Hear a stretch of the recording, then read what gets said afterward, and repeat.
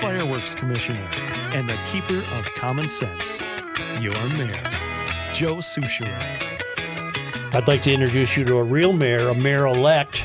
Kaohly Her is with us in studio, and you'll pardon my enthusiasm, but you strike me as reasonably sane by DFL standards or DSA standards. You're not a DSA member.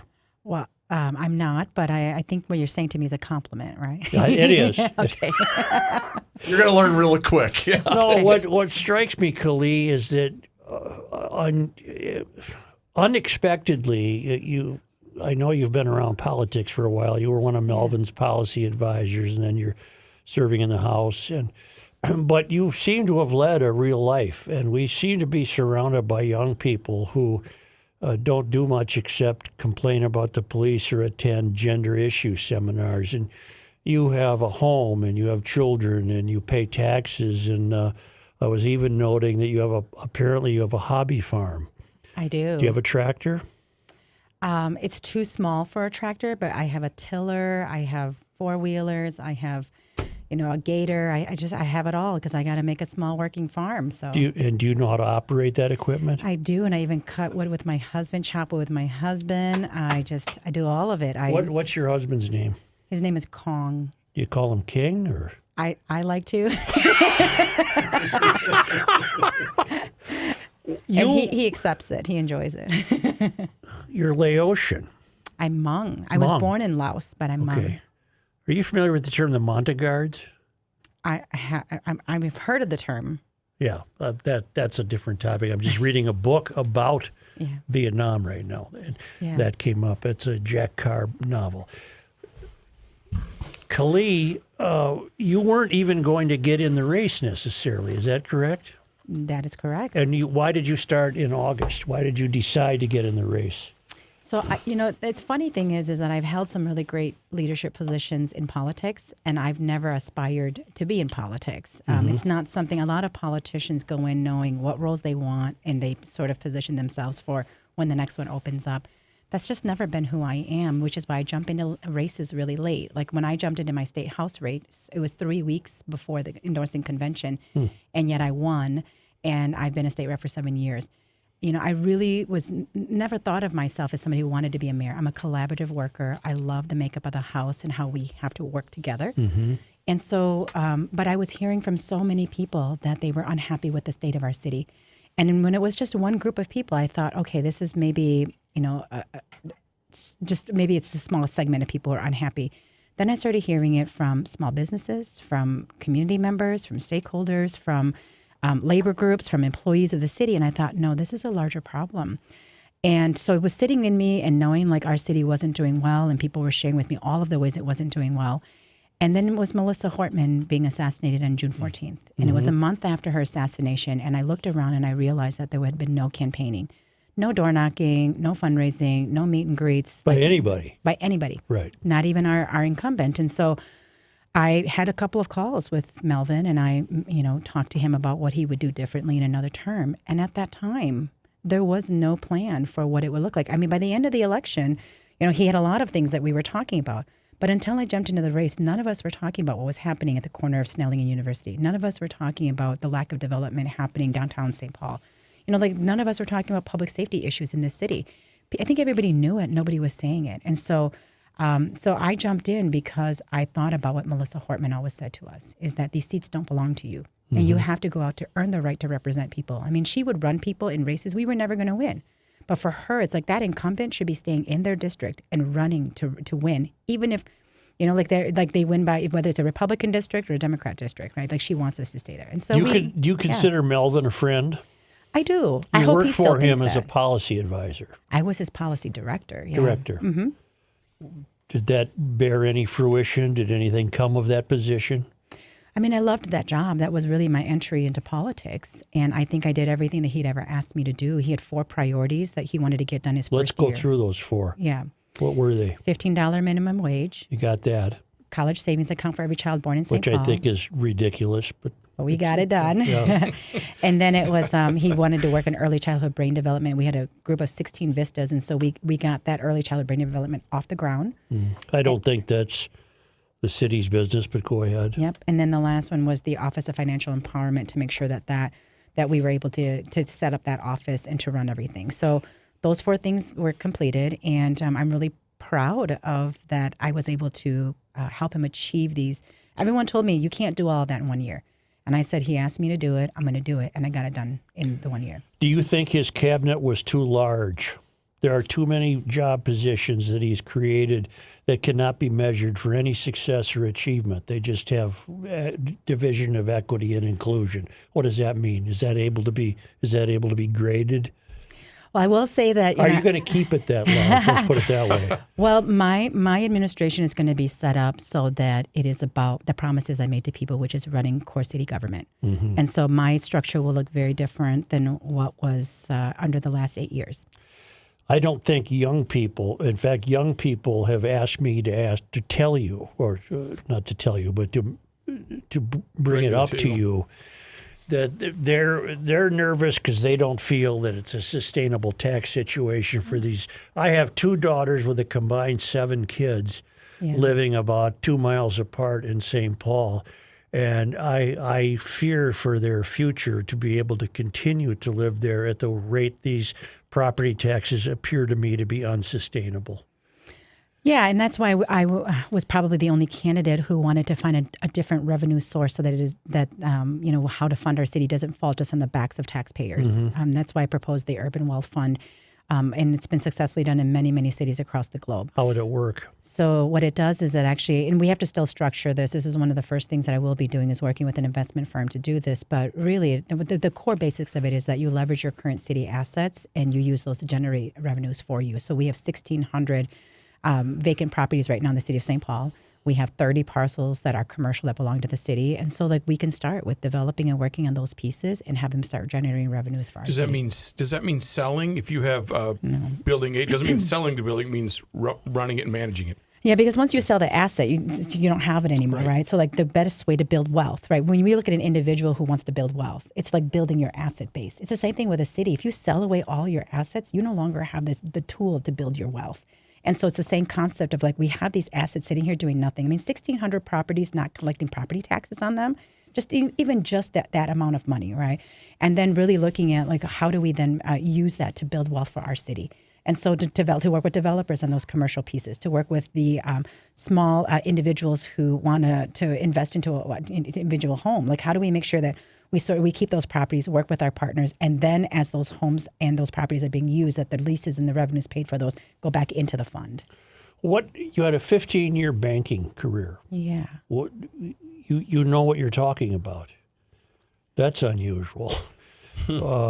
What was your area of expertise? What did you rise to in the banking profession? Yeah, so I didn't particularly do banking. So I did investments and finance work. My very first job out of college was actually with Securian, who is, it used to be Minnesota Life, and I managed 401k plans. And so I managed large plans for people, and I managed all of the money coming in, the money going out, how to test to make sure that they passed the discrimination testing.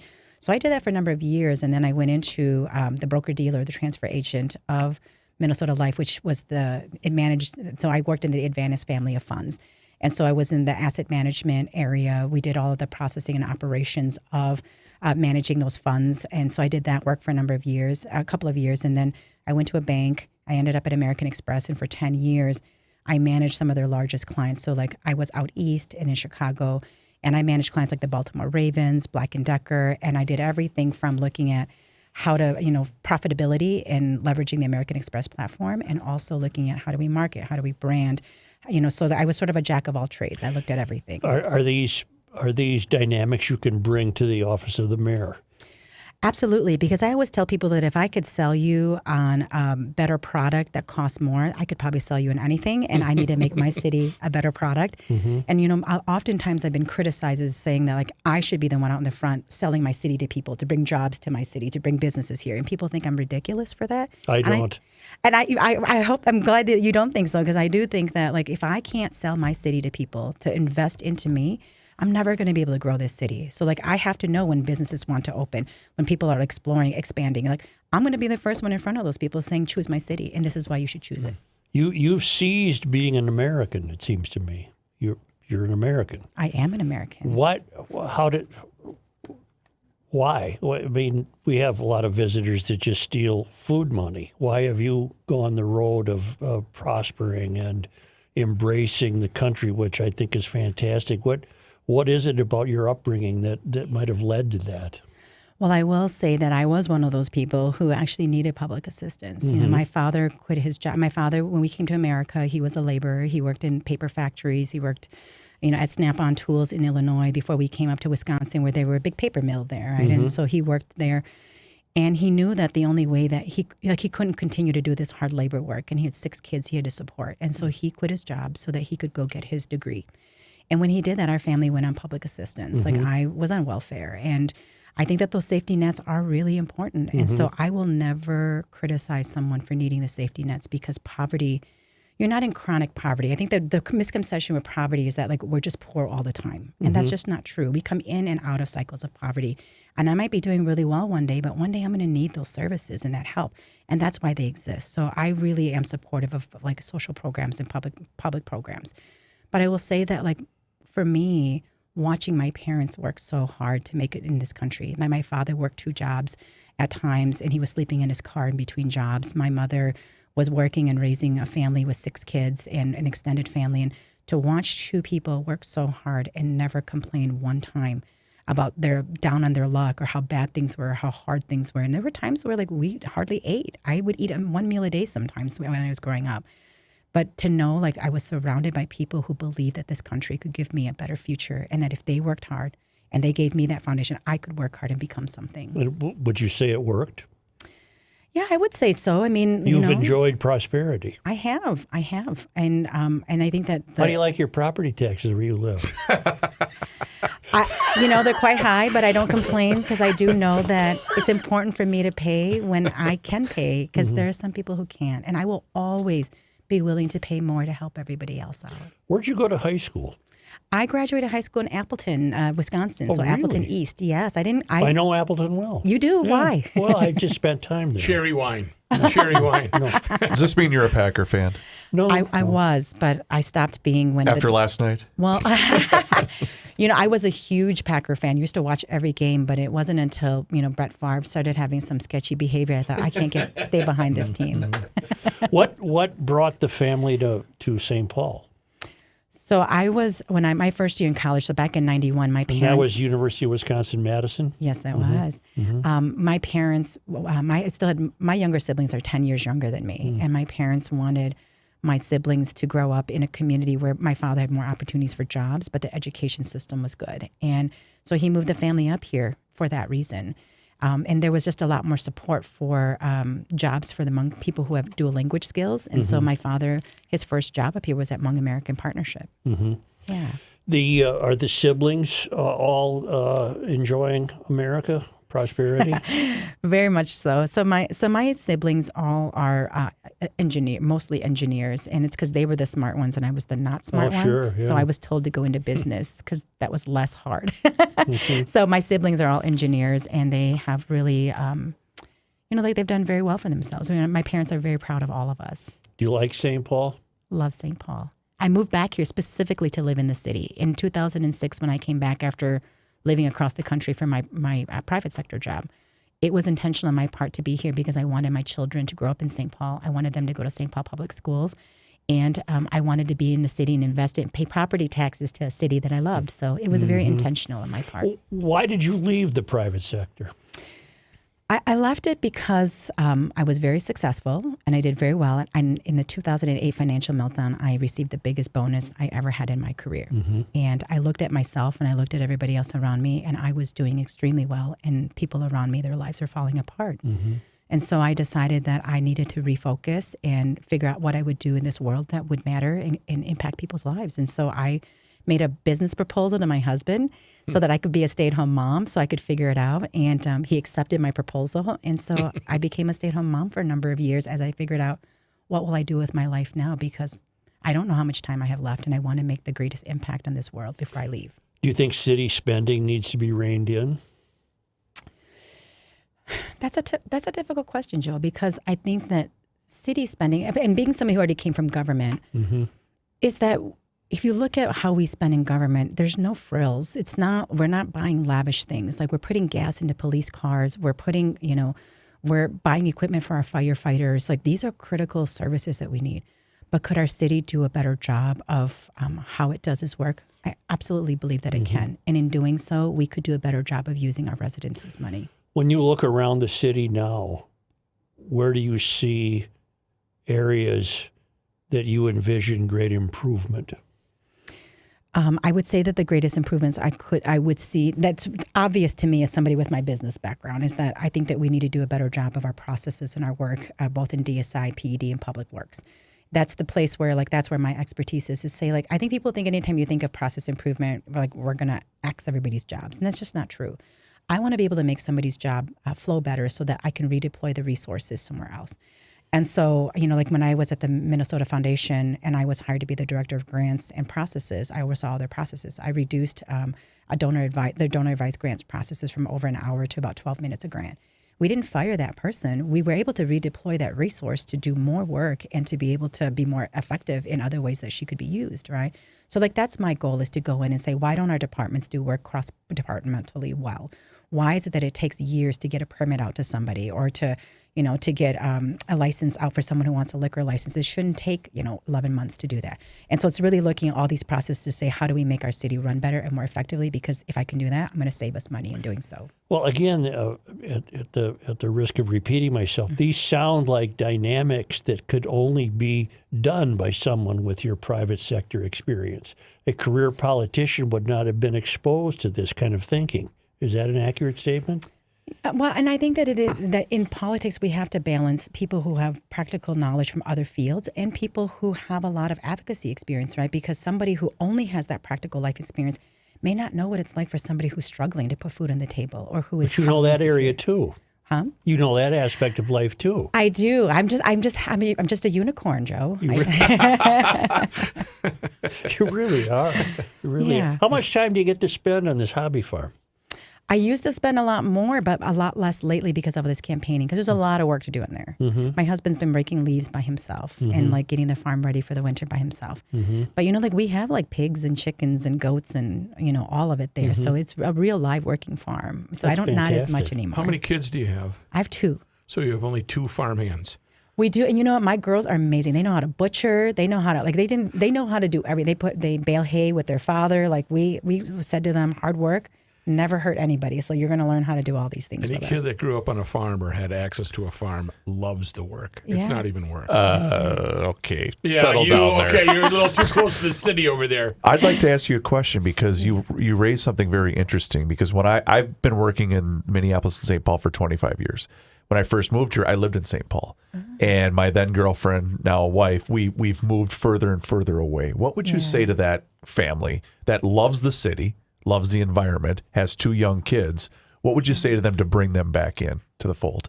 That's decided to make the transplant, no matter what the distance is for driving for their career. I would say that I would love for you to come back, because I can't do this by myself, and it takes people who love our city. And sometimes we don't have all the answers, but if we have that love and that desire for this city to be its scrappy, resourceful, innovative self, we need all of the people back in here to do that. So come back, do it with me. I give him that speech every day. You said the government doesn't spend on frills. This proposed regional bike trail on Summit strikes me as an example of a preposterous frill that voters had no say in. Will you have an opportunity to re-examine that? Yeah, I think that I will be re-examining a lot of projects that the city has approved, because I think that it is important. I think people in this city don't mind paying taxes. They just want to know what they're paying taxes for. And so we will be looking at what has been proposed and really seeing that in this time of really tough financial times, we may have to reprioritize projects, yes. What phase are you in right now as mayor-elect? Are you just putting together a team? We're putting together a team, but I've already started reaching out to partners, people in development, people in housing, our city council members. I've reached out to all of them, trying to schedule meetings with them. My job is to rebuild relationships. I'm very much aware of what kind of relationship I had with City Hall as a state legislator, and my experience was not unique. And so we have a lot of relationship building to do, because as I just stated before, I can't rebuild this by myself. I've actually already reached out to some of my Republican colleagues at the legislature saying, like, this is our city. It's not my city, it's our city. It's our capital city, and I need all of you, and I'm going to need help from the legislature. Are you asking Joe to join the team, or is he looking for a job? Is that what he's doing here? No, I'm good. For I don't staff. know. My liberal policies might turn Joe away, so I don't know that. You're here to change those with him. No, Will you work in the mayor's office? Oh, absolutely. Actually, my whole team, people who I am considering bringing on, I've already told them, like, we will all be in the office, because if we expect other people to be, we will be. Well, I'm happy to hear that. And the people who work for you, you're going to hold them accountable. They have to be at work. I think that's been lax over the last few years. And I will say it's not even for any reason of, maybe you and I would have different reasons for this, but like, I'm somebody who grew up watching people who worked on the front lines, like the people who work in parks, the people who work in police, people who work in, like libraries. They never get to work from home. Right. And so, like, if management wants to relate to the employees, and when we make policies that impact them, then we have to know that they come in every day and they have to. That means we should be in. We can't tell people to do something and not do it ourselves. So just because we have the privilege to work from home, should we be working from home? And some people don't have the privilege. Like, how do we make sure that they know that we're in solidarity with them and we're going to show up to work too? That matters to me. When it came time for the state to vote on or to approve the $18 billion surplus that ended up getting used, did you vote to use that surplus? I absolutely did. And Why? I'm very proud of that vote. Why? Our state is probably one of the greatest states in that we had some of the biggest disparities in outcome when it comes to education, when it comes to wealth, when it comes to like just, the well-being of people, health outcomes.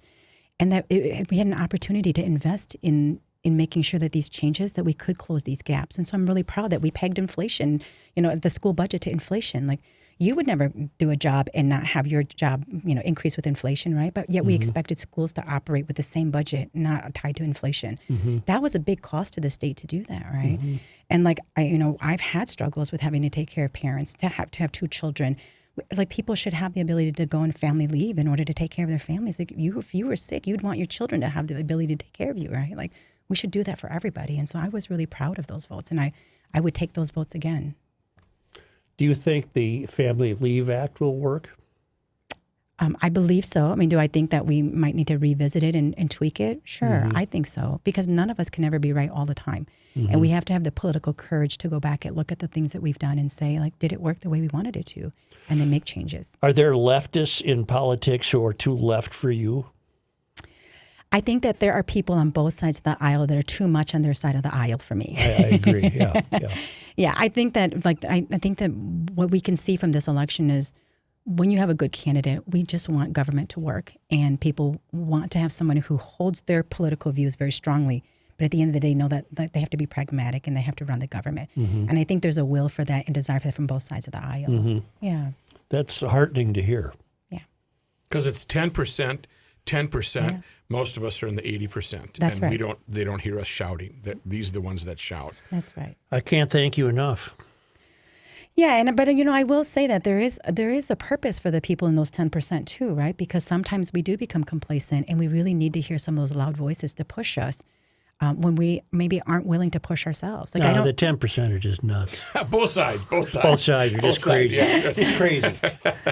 Well, I choose to embrace all of it because I think that it has informed me in being the best legislator I can be, because I know that I could be in an echo chamber, and I'm a very a risk averse person. And so I might want to stay in a lane that might be very safe. And sometimes I need somebody who's really off to one side to push me and say, you need to think more about some of these situations and where can you go with it? What happens to your state seat now? Is there going to be a special election? Yes. So I'll probably step down after they certify this mayoral race. Right. And then I will step down, and they'll have to have a special election. Okay. What part of the city did you represent? Right in the heart of the city, the Right. best part. Yeah. So right in the Summit Hill, Yeah. Matt Groveland, Yeah. in Denoyer Park, Lexham, Crocus Hill. That's those neighborhoods. St. Paul is a city of really strong neighborhoods, Yeah, no matter where you look. that's right. But many of those neighborhoods need strengthening. Yeah. Yeah. I agree. And I think that we've actually had some missed opportunities because neighborhoods have already created structures of communication and how they operate. And, the city government City Hall hasn't always respected those structures. And you need to really honor that, because these neighborhoods are strong and they have strong opinions and they have different issues. And the only way to know and keep a pulse on that is to be connected through them. And whether that's through the district councils or the neighborhood groups, like, we got to honor those people. What's the rest of your day look like, for example, today, a Tuesday in November? Big sigh of relief when she's done with you. Yeah, right. I was a little bit nervous. I thought he might, say some things. No, But no, it's just pressed the rest of this afternoon, and then I do have about 2 hours meeting with parts of the transition team, and then I have an evening event. So I've been working 7 in the morning to about 10 o'clock at night since we got elected. And well, thank you for joining us. thank you for having me. Best of luck. Thank you. Yeah, can we talk again? Absolutely, and I hope you still like me 6 months from now. So. I sure do today. Okay. If you leave your number, he'll be certain to call. don't and do say, that. Yeah, right. I do today. Well, you know how to get a hold of me. I'll come This back. is the first mayor or mayor-elect we've had on in probably maybe 9 years. Kaohly, I want you to know that we did you a tremendous favor. We did not have you on prior to the election. Because you wouldn't have won. 'Cause We have you a lost. bad Everyone track we ever record. had on has lost.